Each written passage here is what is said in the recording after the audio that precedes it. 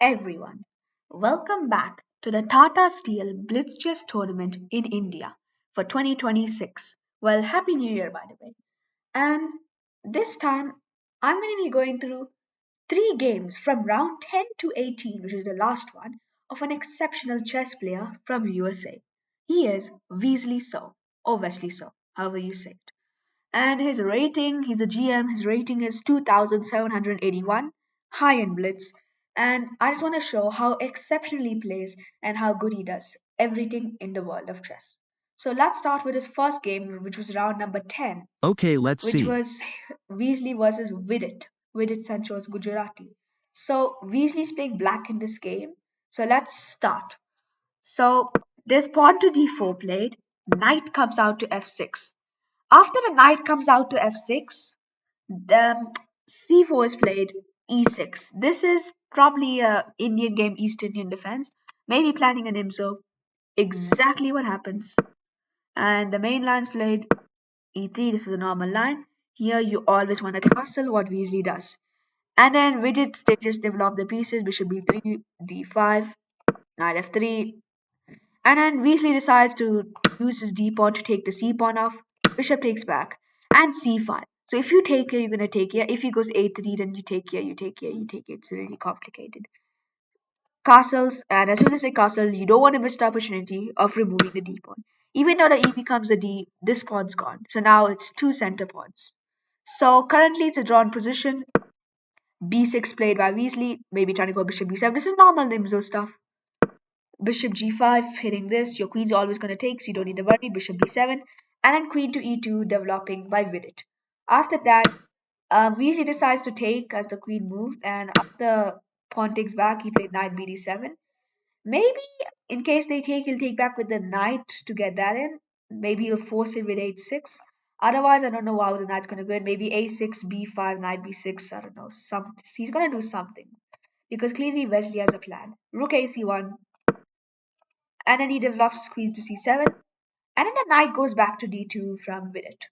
So now he's probably planning to come here or actually defending the bishop. What am I thinking? Knight to d5. This is what he was planning. Now his knight's in the center.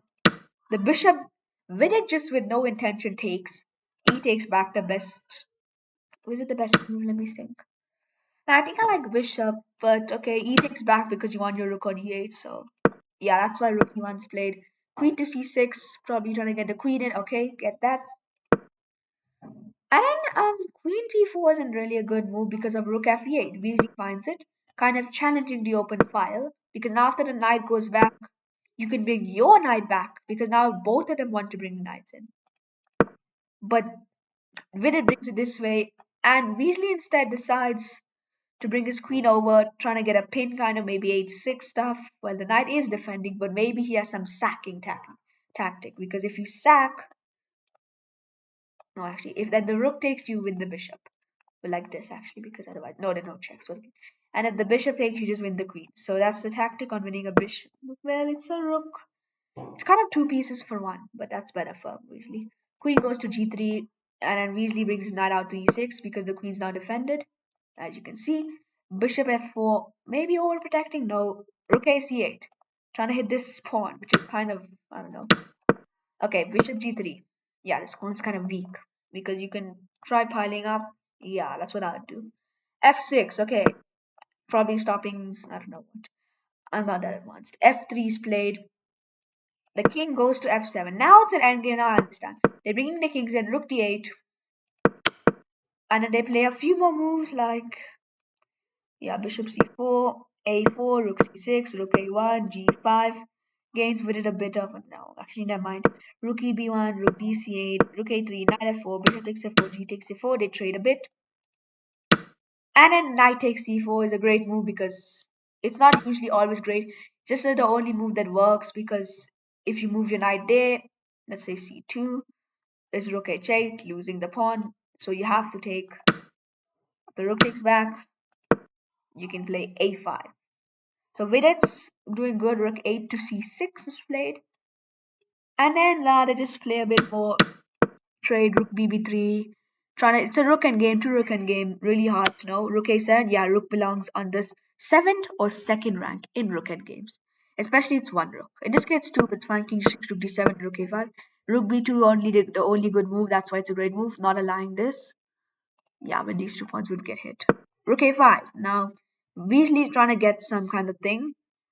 Wit is not allowing it until g3. This isn't a really bad move, but it's a mistake because of the move rook e3. Great move, not brilliant, great move by Weasley. Gonna get this pawn. So now, after he takes it, he's gonna bring this pawn back.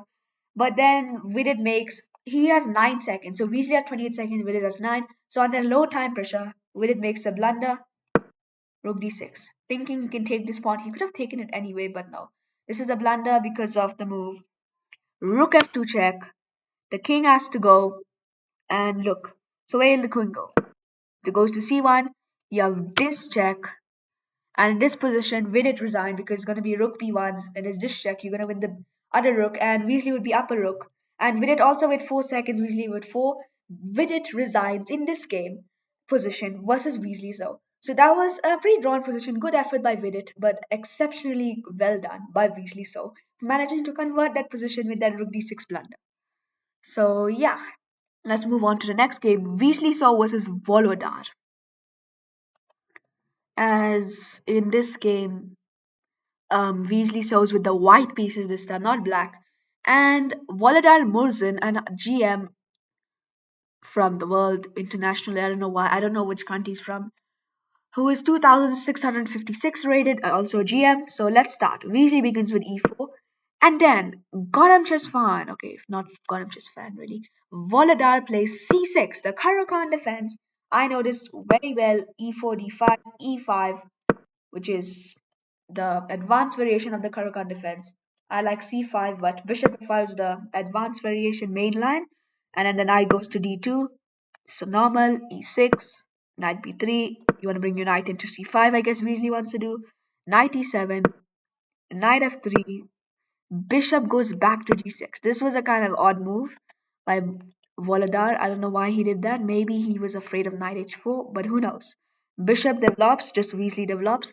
And then knight f5, Volodar coming in. And then after Weasley castles, Volodar, according to Stockfish, makes a slight mistake, bishop e7. Because Stockfish thinks g4 is a great move because that's exactly what Weasley does. Now he has the advantage, as you can see in the evaluation bar, because the knight has to go back. The best move with h4, but h6 played. The problem with h6 is not h3. You just have knight e1, and I'm trying to go f4. That's what really is needed, but it's not really human to see it. Plays h3. It's a mistake because it kind of loses a bit of his advantage, but it isn't a bad move necessarily. So Volodar just castles and c3, trying to bring the kind of build this pawn chain. Yeah, I like this by Wesley. So yeah, from United States of America, USA. Knight d7, bishop e3, rook c8. They developed the pieces, like just brought them out more like.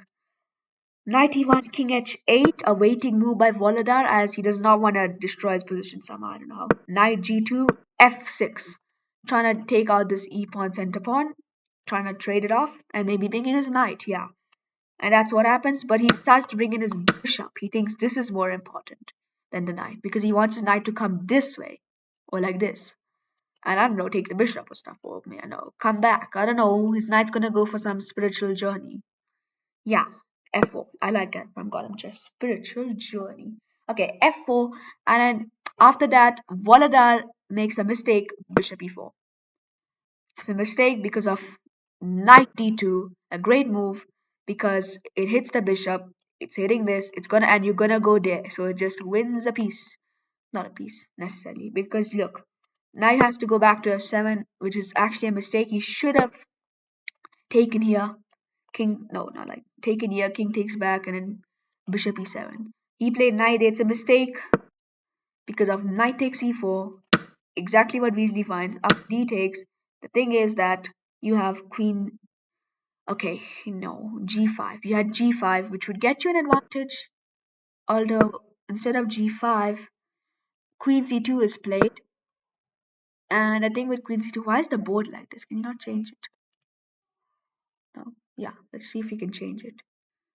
Burl the wood. What's wrong with it? I don't know.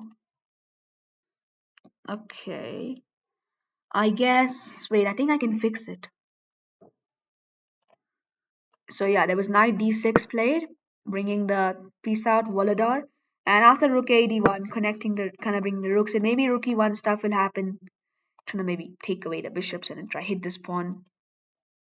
Yeah, this was a white pawn and just go to e5 and then the piece already. So yeah, b5 by Volador, and then mistake b3 by Wesley. Not a bad move, but it allows bishop e7. I totally don't understand. Oh yeah, I understand. Never mind. Because you're gonna go knight f7 and put your bishop on a3, and it's gonna be unstoppable. Not unstoppable, just get a lot of space. What's the name for it? Outpost. Yeah, bishop outpost. Usually knight outposts are good, but bishop is also good. c4. Pawn takes, c5. And here I like to move d5, exactly what happens, and then this takes. He takes back with the rook. I love this. Maybe gonna connect this rook in. Knight b6, this hits the rook. The rook goes to e5. Excellent stuff by Weasley. He has a really good advantage, as you can see here, as he's an up material, but it's just advantage by position. Rook e8, developing the bishop. The rook goes to d1, bishop f8, and then he takes this pawn. So now Weasley's up a pawn, that's the good thing. Queen c7, he isn't really up a pawn, but because Voladar brings his knight back to b7, trying to go to a5, which looks like a better square to him, or even c5, defending this pawn. So after knight to b7, king h2, kind of waiting move, because I don't understand why I wanted to get into pin. I don't like getting into pins. Maybe g5 could happen.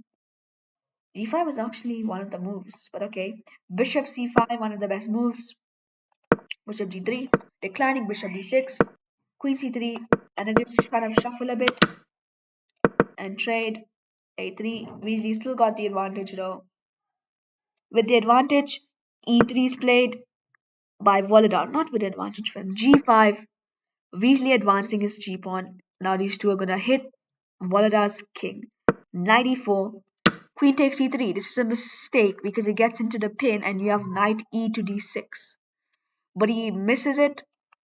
Voladar and takes the pawn, losing the advantage again. That's not good. Bishop f3, knight bc5.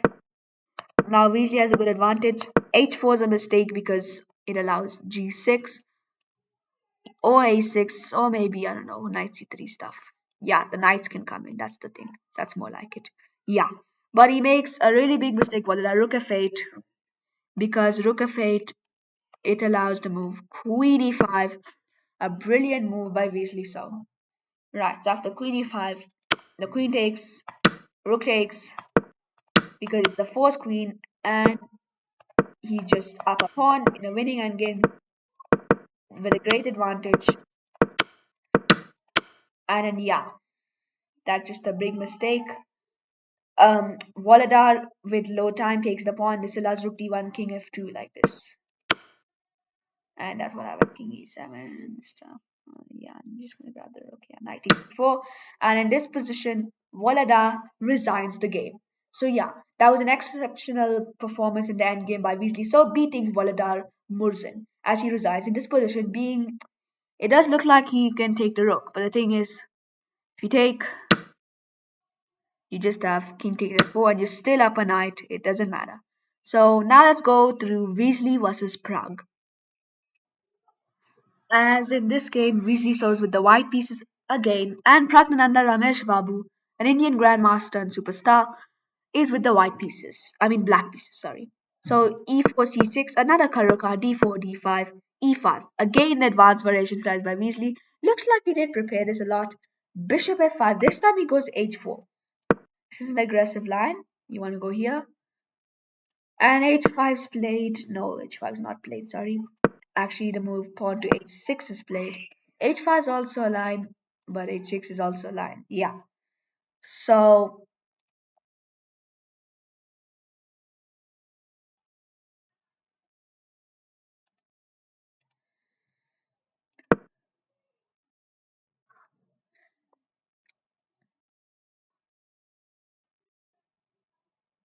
then g4 was played, very aggressive. Bishop goes to e4, hitting the rook. You just go f3, And this is a line, it's main line, not main line. Mainline Karakan is something like knight c3, takes, bishop f5, knight g3, bishop g6, h4, h6, h5, bishop h8, knight f3, knight f6. You probably didn't hear a single thing, right? Okay, so e6 is played by Wesley So. After the pawn goes to c5, this is a line, c5. It does get an advantage because you can just go bishop b5 check. But knight e2 played by Weasley, a kind of line he made up. It's a mistake because it allows f takes e6. But instead, Pragnananda develops knight to c6, not capitalizing on the advantage. After Weasley decides to take on c6 and then c5, then Pragnananda takes the f. But now you have knight f4, you're hitting the pawn, which is not a good move because you've got e5. E5 is the move, or even queen d7 and then e5, hitting this. Okay, it's not really hit, but yeah. The problem with queen d7 is you've got bishop b5, just hitting this. Bishop e3 is not really a good move because he queens that castle, the only move Pragnananda can do. And after they just develop the piece, and knight f6 is a mistake. This was a crazy game. Knight f6 just loses advantage. Bishop takes, rook takes, knight goes to g6. And then Pragnananda finds a great move, e5, getting the center, breaking through. After the queen goes e4. Now Pragnananda is really cooking. Knight e4. Queen f2 is a mistake because Pragnananda just does d takes e4. That just completely loses because after knight e5, you have queen e6. This knight is getting tortured. The bishop defends. You go g5. You're hitting the bishop. You're gonna lose. Bishop g3 is an even more mistake because of knight takes g4. If you take back, and you are literally up a full pawn plus rook d1, e3. You have this passed pawn. She's really gonna Pragnana's really gonna cook Weasley with this because then queen g2, just blundering mate in 5 because after knight takes c2, you just have